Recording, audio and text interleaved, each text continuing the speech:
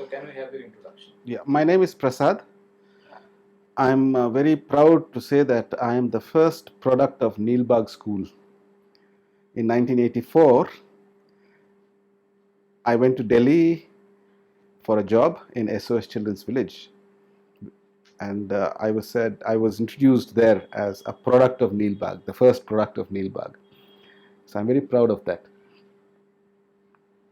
Since then, in the last 30 odd years, I have been continuing in the same field.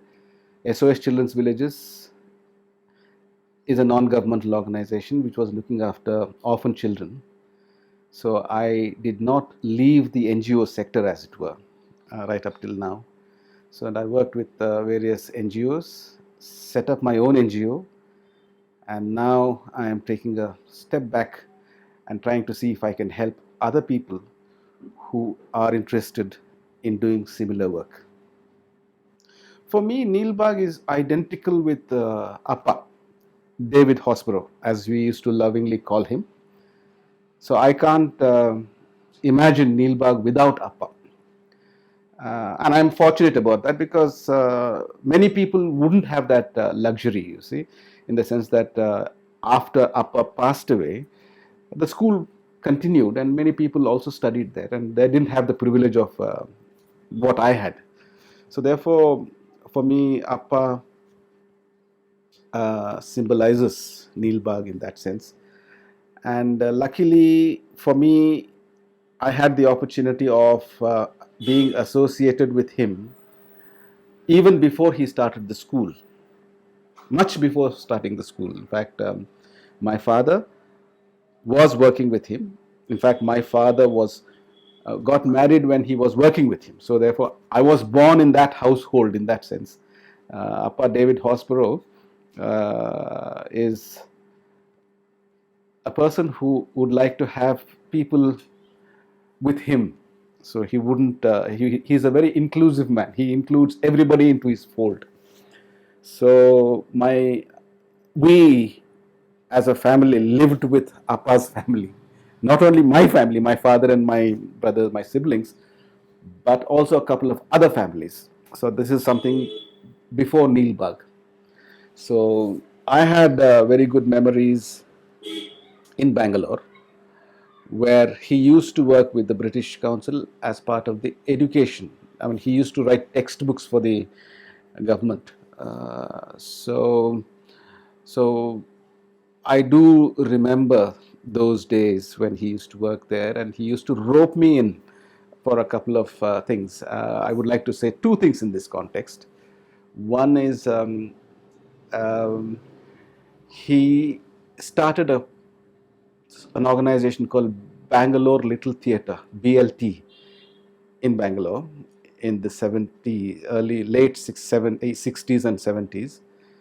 And I had the opportunity to play a role in one or two of those plays in Bangalore. So that gave me an opportunity to see him, how he enjoyed working with children, how he sort of made children comfortable and all that. Secondly, he also encouraged Amma, that's his wife, Doreen Hospital, to start a nursery school in Bangalore. And I had the opportunity to be part of that nursery school. And I have very vivid memories of my experiences in that particular nursery, which was full of singing and dancing, having lots of orange juice and lime juice, snacks and things like that. I do cherish my time in that particular nursery, and I do remember, still in touch with some of those friends who I made in that particular nursery, like somebody called Ranveer Malik, who is in Canada, and a couple of other people. So Neel Bagh, for me, sort of roots of Neel Bagh go to that, like Bangalore Little Theatre in Bangalore, and that particular nursery in Bangalore. And by the time Neel Bagh School was started in 1971, as Ravi was saying, I was quite old in the sense that I was about 10 years old and I could speak English. I was of class 5, I think, if I remember correctly, class 5. I was in class 5, and we moved from Bangalore to Neel Bagh, which is 120 kilometers from Bangalore city. So it was, then the school was started there, and it was very difficult for me to sort of match up with that school because I had already had some kind of an exposure. And this particular school was just started, and it was for all the students around the village there. And hardly anybody could speak English, and they were all first generation learners.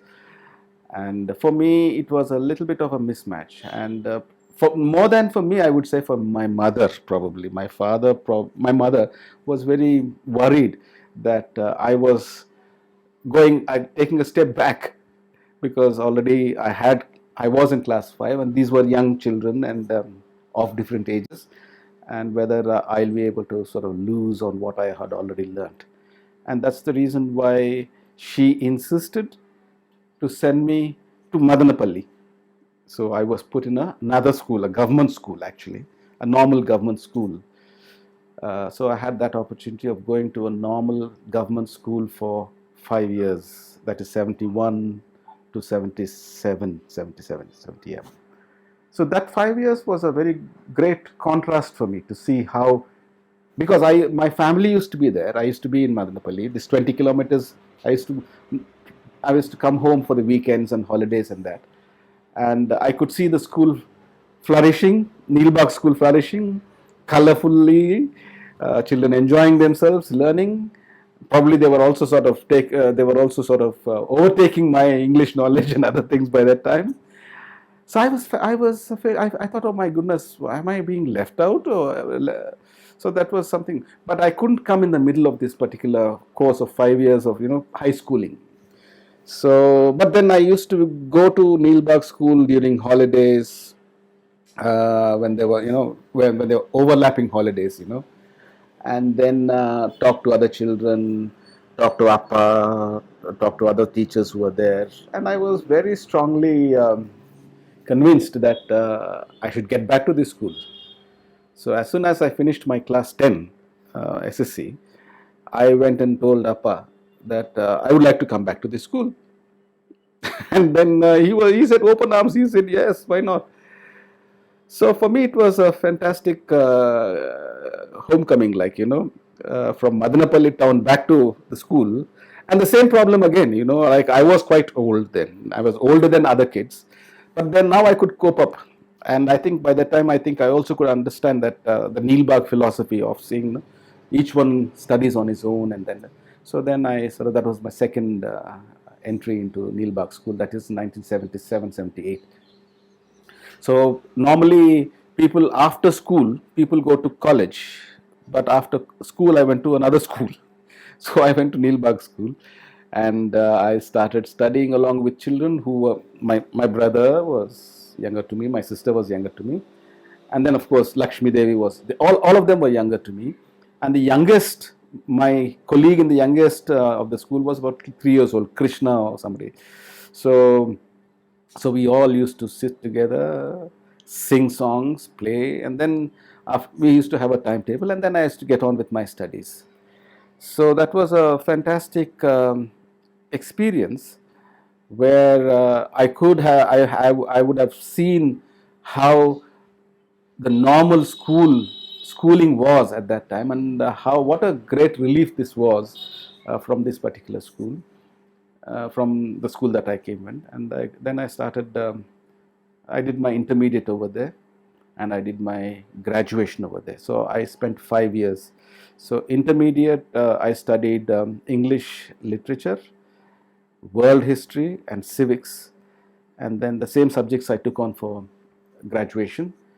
Even before my results were out for the graduation, I got a job in SOS Children's Villages. So there I went again.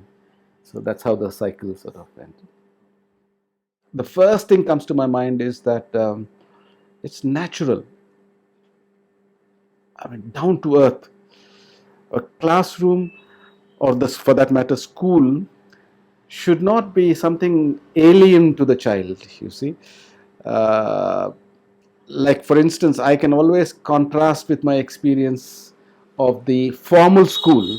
I mean, I don't want to blame the formal school, but the way it was at that time, and I'm sure it's changing also. And thanks to, and in the change, Neel Bagh is also having a fantastic contribution. So, in terms of the philosophy, for me, it has to be down to earth. Like when I used to go to the school, the formal school that I was mentioning to you about, the government school, it used to be a very alien for me as a child from the house. Like the moment, first of all, there was a lot of reluctance to go to the school. We didn't, it was by force that you have to go to the school. Once you are there, I don't think there was any enjoyment. It was more of a duty. I mean, at that time, child labor was there. So it's, for me, I think it's more like a child labor. At least the child labor is being paid. Here, at least you're saying, okay, you will be paid at some point of time. So I don't think, at least I enjoyed the school going at that time, because everything was artificial. Sitting classroom itself was so crowded. The teacher, there was a lot of coercion. The teacher was very frightening, and you are supposed to do something which you're not enjoying yourselves. So the contrast was Neel Bagh. I mean, the school was very much down to earth. It was almost like your house. You sit on the floor. It was done by the cow dung. You do the work. You do the gardening. You take care of the school surroundings. You do the cleaning. So you feel at home in the school. So that's first thing. And then, like even the teachers, we used to call it in the government teacher, in the formal school at that time, we used to refer teachers as sir, madam, and things like that. But there we used to say akka, anna, which is brother and sister. So it's all very friendly and nice. So that's one thing, that the school should not be alienated from the surroundings that you come from. And also it should be freedom. Like say you are not very keen to do mathematics at a particular point in time, you should be in a position to say that no, I would like to do something else now, and maybe do mathematics at a later point. I'm not saying that I'm discarding mathematics. So you have that flexibility. So you don't have to be so rigid about your timetables. So that's another thing. Corporal punishment, which I think now, at least, thank goodness, the government is also discouraging. I mean, I think it's banned now, corporal. At that time, my corporal punishment was there in the schools, and it was quite normal. And Neel Bagh was very revolutionary in that sense. That the parents, at least parents, was astonished, saying, "Oh, how can you teach children without beating them up?" So that was kind of thing. So these are all the philosophical aspects of that school, which can be sort of put in a framework at later point. But as a student, I could sort of reflect on them, and a lot of those reflections and those the philosophical elements, I think have helped me in my career later on. So it's a discovery. I said, oh yeah, I'm able to sort of look at things from this point of view because of okay, this is what I have learnt in Neel Bagh. So that way, I think it has been very helpful. So the kind of philosophy is, for me as a student, these are the sort of points that come to my mind immediately. Although the school had no um, exams, the pressure wasn't there, and I went there after class 10, and I had to enroll myself for class 12, and I had class 12 public exam. I had to go and sit that particular exam as a private student. So I had a schedule to follow on. At that time, no other child in the school had a schedule. So they were still young, much younger, and they were not part of that kind of a regimented this thing. So for me, it was very interesting to see how I had to fall in line with that particular. By the end of the year, I had to write an exam, for which Appa and other teachers there would have given me assignments. They were not typical exams that were given out for children in the other schools. So I was given an assignment where I could have done it any time and submit it. But at the same time, I had to sit for that public exam and get through that. So I was aware of my commitment for that particular exam. So therefore, I had to put in a little bit of extra effort. We had a timetable which said, okay, people come at 8:30, do cleaning, and then have an assembly at 9 o'clock, and then you have a singing class for half an hour, and then the normal timetable will go on. And then in the afternoon, we'll have an afternoon timetable, and then in the evening we used to have something called prep, which we used to have our own. At that time there was no electricity also, so we used to have our own lanterns which we used to clean ourselves and go and do that. So this is a normal schedule for everybody, but for me, because I was slightly older and I had this public examination, I had to give more time. So I remember I had to go and make a point for this, and the teachers told me, okay, fine, Appa's kitchen was where all the keys were kept, and his doors were never locked. So I remember, for me, this striking. I used to say, okay, let me go and do some study in the morning, early morning at 5:30 or 6, when I can focus on the subject matter. So I remember going at 5:30 when it was still dark, open the kitchen, take the keys, go to school, open the school myself, and then sit and work for an hour or so. Likewise on holidays also.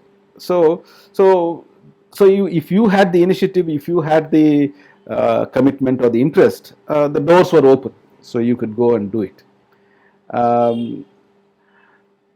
That's one thing. Secondly, on this point, I would like to say, by the end of the 2 years of intermediate, class 12, I came to a conclusion that you need to have 35% 35% marks to pass the particular exam. If you get 35 marks out of 100, you're passed. You're through the exam. So I was trying to sort of visualize that I would have spent only 35% of my time in the school on the particular course. The rest of 65% was part of the regular Neel Bagh activities, which was fantastic, which was actually, pottery, carpentry, singing, dancing, putting on play, gardening, and all that. So for me, I realized, whether you get, and certainly I got much more than 35% when I passed. In fact, the highest score I got was 75%. So having put 35%, I got 75%. So what I'm trying to say is that the schools need not stress so much of time on the so-called academics, pure academics, to achieve whatever they are supposed to achieve. And that was proved to me in the 80s, 70s and 80s itself. So for me, it was a living example where I used to only give 35% of my time, or less probably, and got much more than 70% marks for that academics, if the school is only considered for the academics alone. But then non-academic, extra or co-curricular, whatever you say, is more important than the academics. In fact, when I look back in my career, in my work, I think what I learned in my non-academic has become useful to me more than the academics, actually. At the end of the day, if the child or the parents wanted them to write a public exam, yes, class 10 was the first entry level, which all the students did. And I did the class 12 in Neel Bagh, and I came out in flying colors. And then I did my degree over there, 3 years degree course, and I came quite well in that as well. So one thing I would like to say to your question is that in order for the students to pass that exam, you will have to follow the syllabus. So class 10 will have a particular syllabus depending on which exam you're taking, and you'll have to follow all that. Class 12, class degree or graduation also will have the syllabus. So whether it's the school board or the university will prescribe a syllabus. And also the school board or the government or the university will also prescribe a set of textbooks. So for me, interestingly, I was, we in Neel Bagh, we looked at the syllabus, but we didn't look at the textbooks in my particular case. I don't think I would have touched the textbooks in terms of history, political science, and English literature. Now we have Google. I mean, you can access any of those matter. But at that time, we used to have encyclopedias, we used to have books, other books. So, of course, Neel Bagh was very famous for its rich library. So, so we had access to all those books. So, generic, I can use the word generic. In generic way, we used to access the content from the library, taking a cue from the syllabus. So that's one thing. But mind you, all this within the 35% of my time. I mean, this is in my case, I'm saying. So whatever I did for the exam was only for the 35% time. The remaining time was the actual Neel Bagh. And now actual Neel Bagh, I think Ravi is the best person to talk about actually, because I'll be sort of conditioned by all this when I talk. So we used to have, it had, timetable is one thing which is very what shall I say, a guiding factor. Timetable. So we used to gather at 8, that half an hour for cleaning the school and putting everything in order, half an hour for singing together. It's not one person singing, it's a group singing. There's a lot of philosophy behind it. Maybe we could discuss that a little later. I'm not a good singer. I'm a very bad singer, in spite of being part of that singing class all those years. But then it has taught me many things. That's very important. Um, After that, we would have typical timetable like English classes and then mathematics. Each class also was not very standard, in the sense that like normally what happens is a period. When you say period, it's about 40 minutes or something. But there it was very little flexible. Like for example, English class would be for 1 hour. Sanskrit class would be for half an hour, maths will be for 1 hour. So depending on the situation, those timings would be changed. So you used to have a timetable which we used to follow, and there was also a lot of scope for self-learning in all this timetable. So I would be sitting in the classroom studying my world history, whereas another child next to me will be learning alphabet. So that's the kind of range that school classroom settings would be. So I'll be helping him to write properly, or maybe write to how X or something like that, helping him there. And the teacher will be coming and sitting to me and sort of pointing out to me, no, you have to do this assignment, or maybe she would be giving me some inputs on a particular lesson.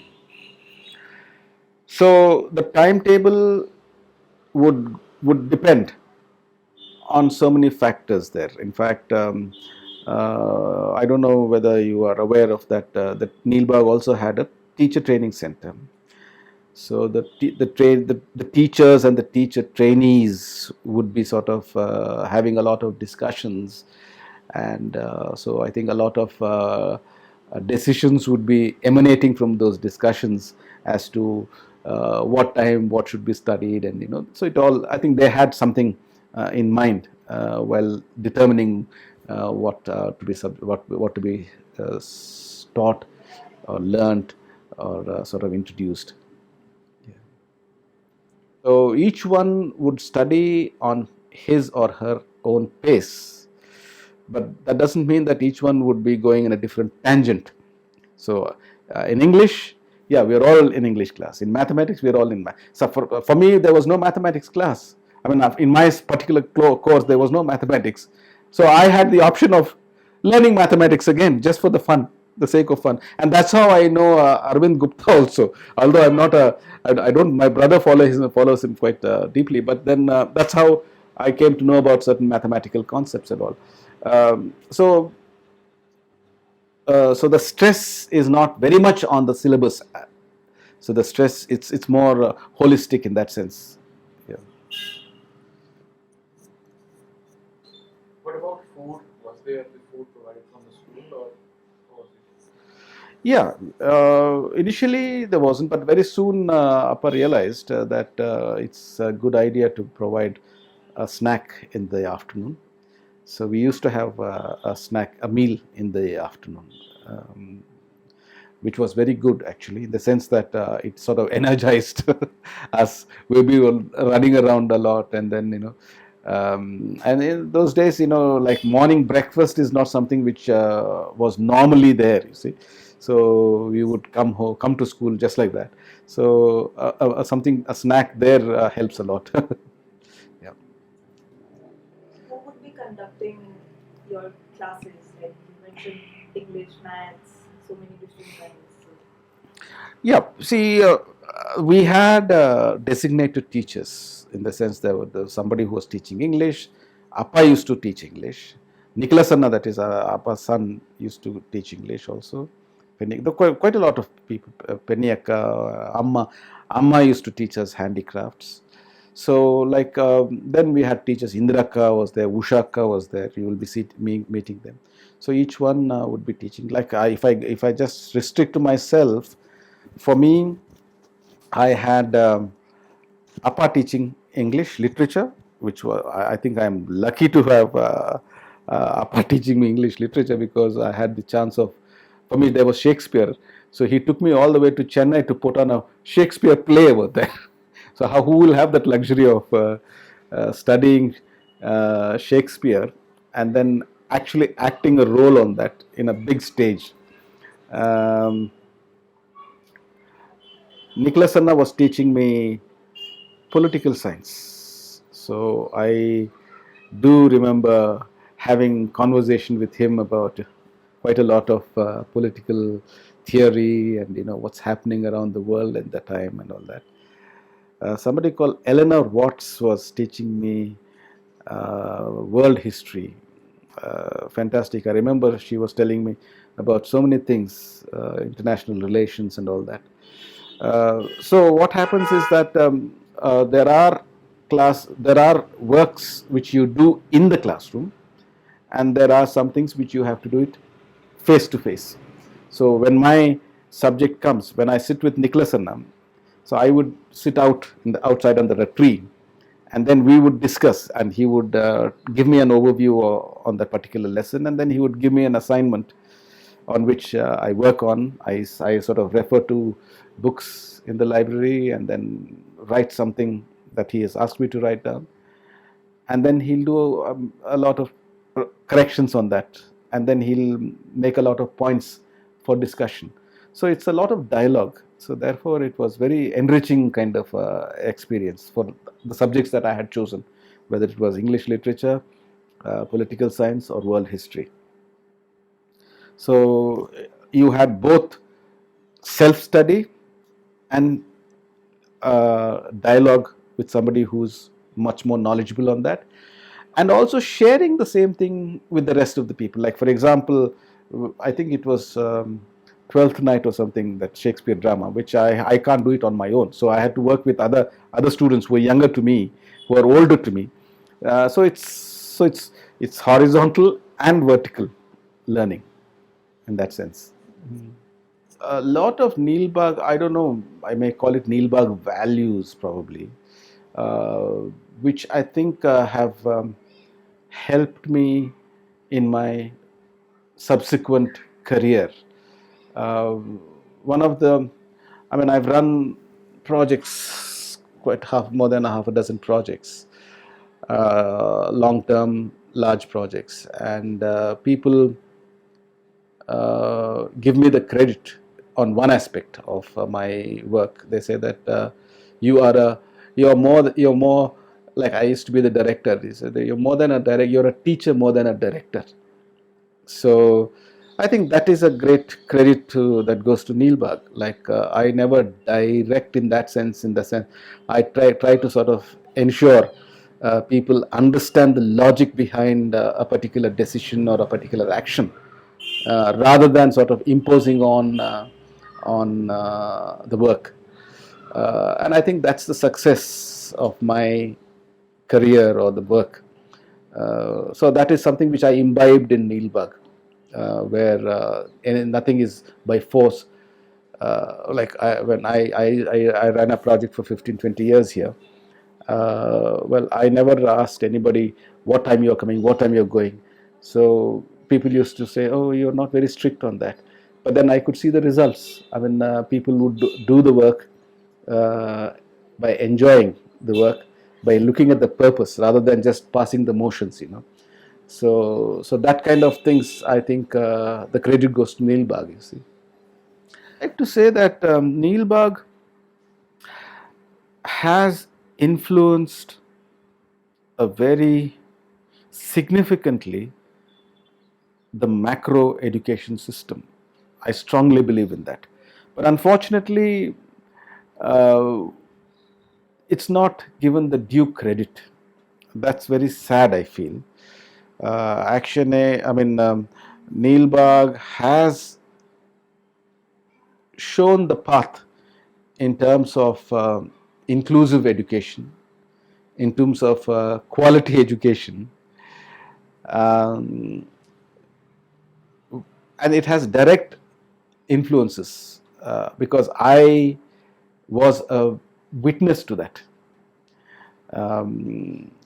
One example that I would like to say is that subsequent to SOS, I worked with ActionAid. ActionAid is an international development agency, at which time, in the 80s, Nicholas Anna, was the education director there. So he influenced ActionAid quite a bit in terms of Neel Bagh education, and quite a few staff of ActionAid came to Neel Bagh for training, and then and they sort of in turn spread that in the projects that ActionAid used to have at that time, and I think that has influenced. And I was personal witness to RDT in Anantapur. It's a large organization where I could see, in whatever way, I mean, you can't replicate Neel Bagh in the same way, but at least we could sort of carry the values over there. And ActionAid was very keen, and ActionAid was very much convinced that those values, those principles, those ideals must be introduced into education. And as ActionAid also was a very dynamic and a strong organization, I would say, was able to sort of take it on its mission to influence the government. So ActionAid was very successful in terms of sort of influence the government system through its projects. Like, for instance, Rishi Valley. ActionAid used to fund Rishi Valley, and the Rishi Valley was able to sort of influence Tamil Nadu government. RDT was a large project, and it influenced the Andhra Pradesh government. Likewise, in many other projects. So I think, somebody could trace that. I think it's a very, very, very useful, and it's. I think the due credit needs to be given to Neel Bagh as to how it has directly influenced and how also. And in this process, NGOs like RDT, NGOs like ActionAid, NGOs like even Rishi Valley have played a very important role in carrying the Neel Bagh values and principles to the government, and government happily took it up. And I must tell you one anecdote to you. Much later, I left Neel Bagh in 1984, and I'm talking about something like 2012 or something like that. As part of my work, I went to Salem to meet somebody in Jindal Steel, and we were trying to work out a CSR project around their plant there. And as part of that particular visit, I visited a rural school which was very remote. And for a moment, I was surprised when I went to the school. I could see the replication of Neel Bagh School in that remote village in Tamil Nadu. And I was not aware of it, actually. For me, it was a pleasant surprise. And then I could see a lot of charts. I could see children not sitting on tables and chairs in rows and things. So they were sitting in groups. They were working together. They were different age levels working together. So it was a typical Neel Bagh kind of a setting. And I was pleasantly surprised. And then I sort of got in touch with Amukta. And then she told me how she was working with the government over there at that time, and then how they had introduced this multi-level, multi-grade teaching project which has taken place. So which was a fantastic transfer of skills and knowledge from a remote village in Karnataka to another state in Tamil Nadu, you know. So that way I think the Neel Bagh has impacted quite strongly. So I think that needs to be sort of studied, maybe studied in a little more seriously and in a very professional way. I think that's important. I mean, what I'm saying is very anecdotal and it may sound a little informal, but I think a formal study needs to be done on that.